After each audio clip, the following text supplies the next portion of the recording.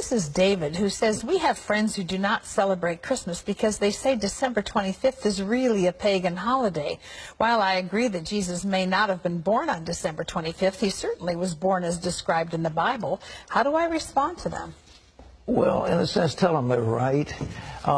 You see, the winter solstice a couple of days later was the shortest day of the year, and the pagans had something called Saturnalia.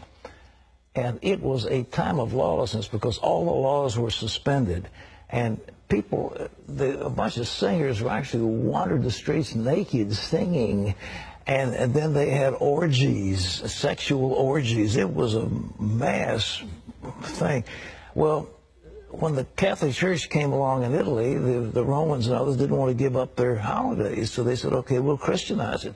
And so they said, okay, we'll say the birth of Jesus was the 25th of December.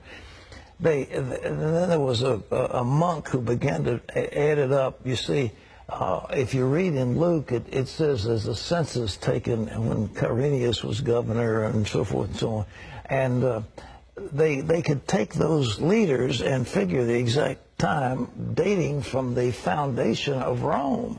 And that's when the dates were established. And so they get pretty close to the date.